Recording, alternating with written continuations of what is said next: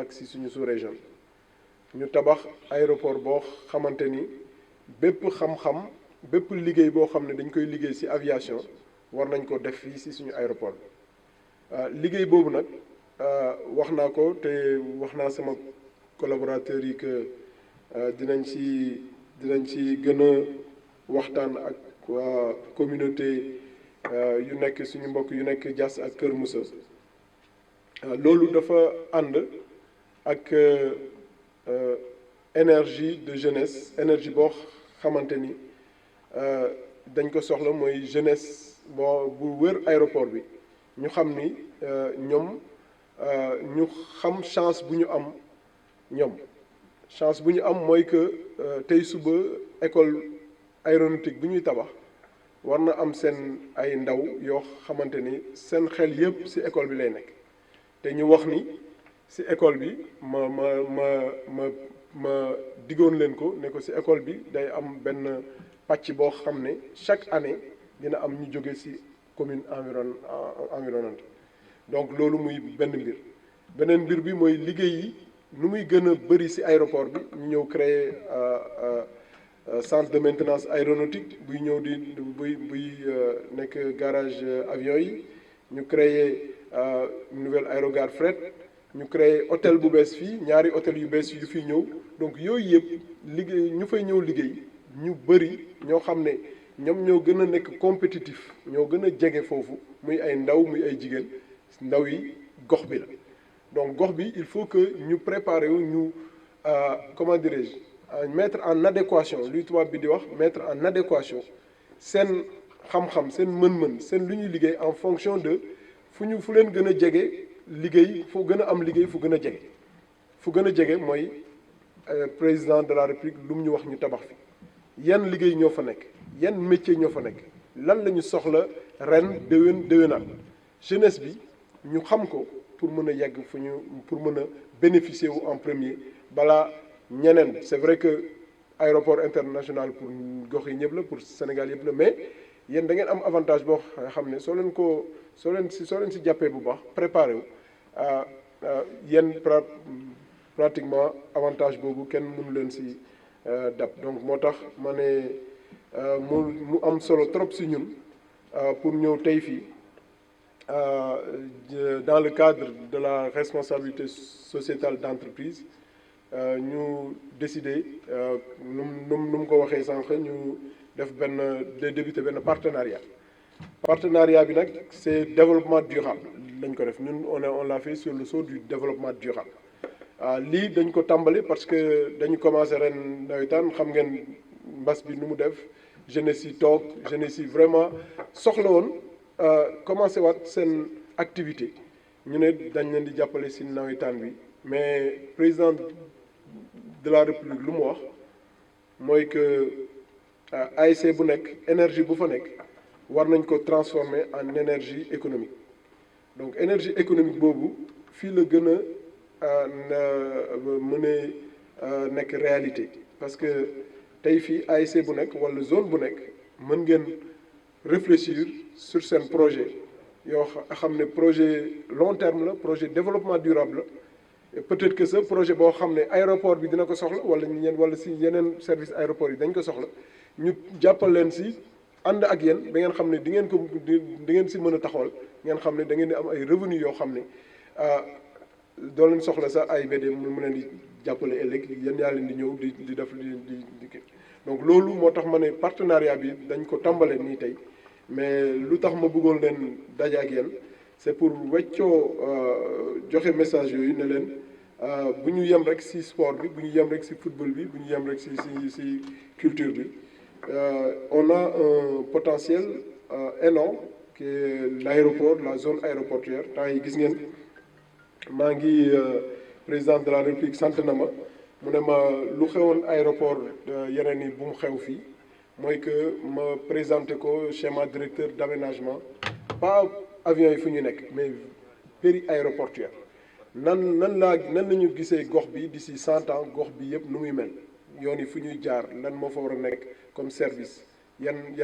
hôpitaux ñoo fa nekk yan clinique yan industrie ñoo fa war a nekk donc tey ñi ngi def plan boobu pratiquement pare na plan boobu su ñëwee dafa am ay industries yu bëri yu ñuy ñëw fii yoo xamante ne dañ leen di jaay aéroport bi parce que aéroport bi lu fi nekk si biir aéroport bi emplacement bu fi nekk ak sécurité bu fi nekk industrie yu bëri dañ fi ñëw donc loolu lu muy yokk mooy yokk l'emploi autour de l'aéroport lu muy yokk aussi mooy l'environnement aéroportuaire donc suñu dëkk yu nekk suñu wéwéti aéroport mënul nekk une ville aéroportuaire gox yi du ñu nekk ville aéroportuaire du nekk des villes péri-aéroportuaires donc seen gox yi itam développement bi développement inclusif la loolu la ñu président de la République sant donc aéroport bi moo tax dafa yéen da ngeen war a nekk des privilégiés donc privilégié boobu nag loolu moo indi ba nga xamante ne tey ñun ñu ne loo xam ne defuñu ko feneen dañ ko war a def fii parce que wax naa ko am na ñu bëri ñu def des sacrifices de leur terre pour des projets d'intérêt national mais yéen bokk ngeen si donc yéen vous êtes des héros de la nation nu ma ko mënee wax parce que ku bay dëkkom bay toolam bay lépp lu muy kii mu dem pour njëriñi réew mi donc réew mi daf ko war a delloo en tout cas te réew mi naka la ko koy delloo mooy mu won ko yoon jàppale ko si lu mu bàyyi pour lu mu bàyyi mu am si njëriñ bu mët sëg njëriñ bu muy gis bu leer nañ te njëriñ tam buy sax donc loolu moo tax ñun ñu décider nii jàppale zone yi donc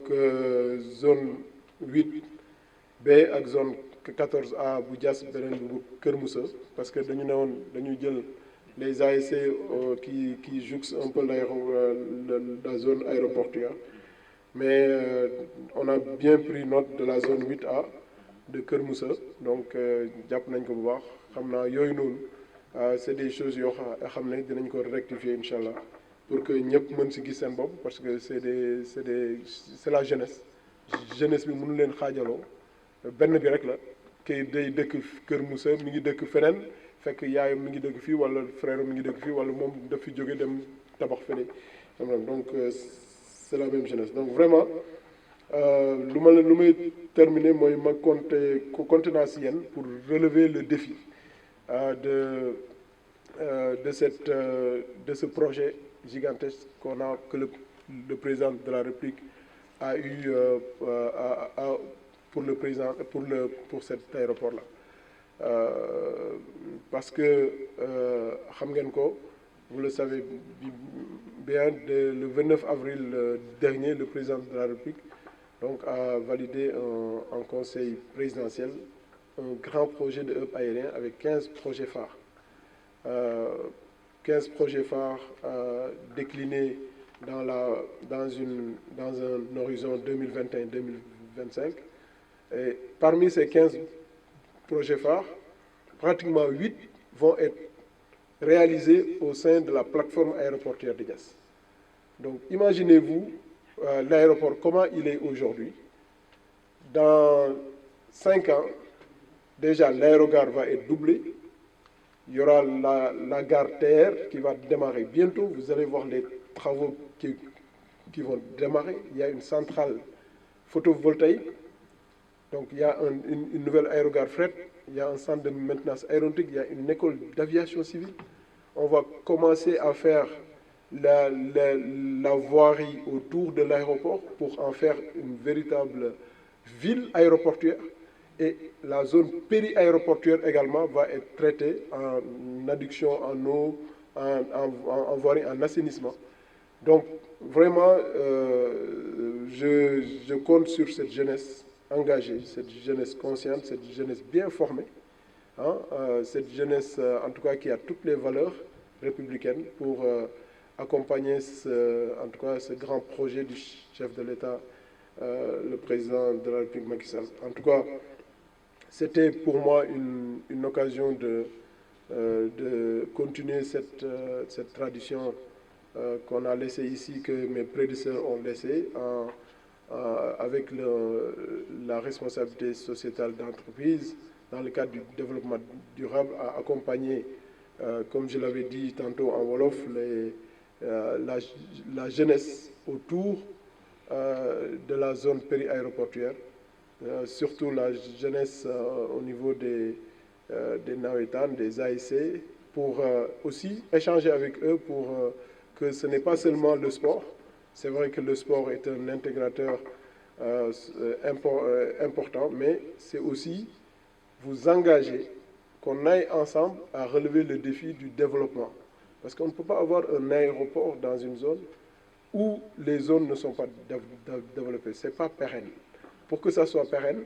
il faut que cette jeunesse, et c'est vous, ce ne sera pas les femmes,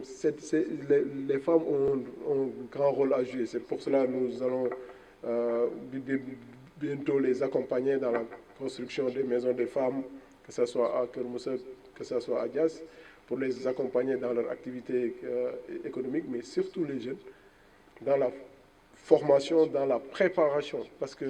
je disais qu'il y a beaucoup de nouveaux métiers qui n'existaient pas au Sénégal. Thiès, à travers Dias, va devenir un pôle aéroportuaire mondial. Donc toutes les industries aéronautiques seront là.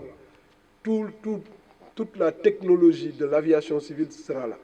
Tous les métiers, de techniciens, d'électriciens avions, de soudeurs, tous ces métiers-là seront présents ici à Dias.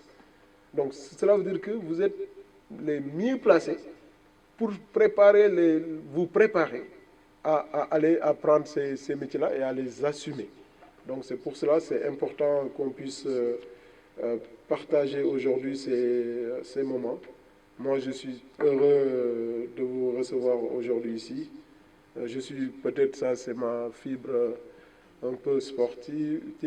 parce que moi, je suis, comme il l'a dit, hein, moi, en France, on est venu me dire, toi, pourquoi tu ne laisses pas les cours pour aller jouer en championnat, en club? Parce que bon, c'est normal, hein. J'étais un très bon 10 et un bon marqueur de coups francs. Donc, et on le fera sur le terrain, je vous le montrerai. Je vais pas, par contre, il faut que je m'entraîne pendant 6 mois encore, parce que là, je crois que j'ai perdu un peu la condition physique. Mais c'est un plaisir,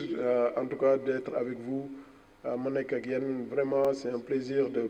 partager avec Yen, Nek Agien. Franchement, quand je vois une jeunesse engagée, je suis heureux d'être avec eux. Je partage tout avec eux. De toute façon, n'hésitez pas. Et je viendrai peut-être, en tout cas, regarder.